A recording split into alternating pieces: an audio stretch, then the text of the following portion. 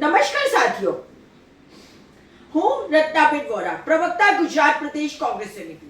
સાથીઓ, ગુજરાતની પ્રજા હવે ત્રાહિમામ પોકારી ચૂકી છે.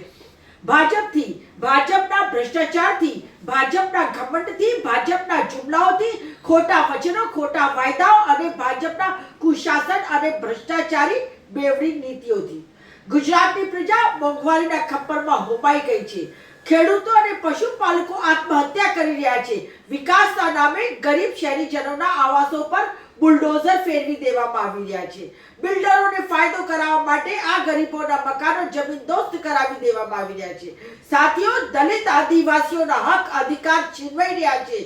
દલિતો અને પછાતો જ્યાં રહે છે ત્યાં પોલીસની મિલીભગતથી દારૂ અને જુગારના અડ્ડાઓ ધમધમી રહ્યા છે, જેથી કરીને દલિતો અને પછાતના બાળકો ભણે નહીં પણ નાની વયમાં વ્યસની બની જાય. તેમના હાથમાંથી પુસ્તક અને પેન છીનવી લઈ તેઓને ભાજપના અને આરએસએસના કાર્યકર્તાઓ બનાવી તેમના હાથમાં ત્રિશૂળ અને તલવાર અપાવી તેમને કેસરીઓ પહેરાવી સમાયા હિન્દુ બનાવી તેમનાથી હિન્દુ મુસ્લિમ કરાવીને ભાજપ પોતાની રાજકીય રોટલો શેકી રહ્યો છે.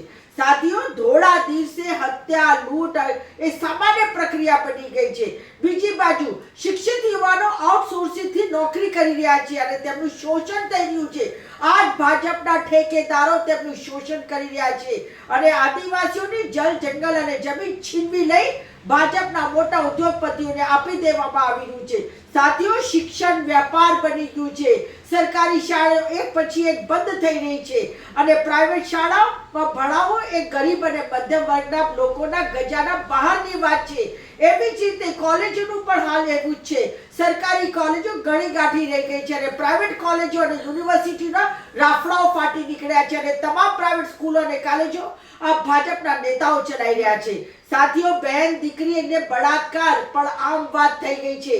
આપણી દીકરીઓ ક્યાંય સલામત નથી. ઇવન નાની નાની વયની કુમળી શાળાએ જતી દીકરીઓ પણ સલામત અને સુરક્ષિત નથી. સાથીઓ, ભાજપે વોટ ચોરી કરીને સત્તામાં આવે છે અને તે સાબિત થઈ ગયું છે.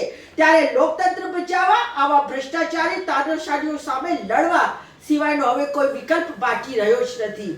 જેથી ગુજરાત પ્રદેશ સમિતિના માનનીય પ્રમુખ શ્રી અમિત ચાવડાજીએ આવતીકાલે એટલે કે 8 તારીખે 10 વાગે જન સત્યાગ્રહ માટેની એક આકલ કરેલ છે. તો આવો આપણે સૌ આવતીકાલે જન સત્યાગ્રહમાં મોટી સંખ્યામાં જોડાઈએ અને ગુજરાતની પ્રજાને આ ભ્રષ્ટાચારીઓ અને તાનાશાહીઓના ચુંગલમાંથી છોડાવીએ. એકવાર ફરી વોટ ચોર ગદ્દી છોડ. पहले लड़े थे गोरों से, अब लड़ेंगे चोरों से.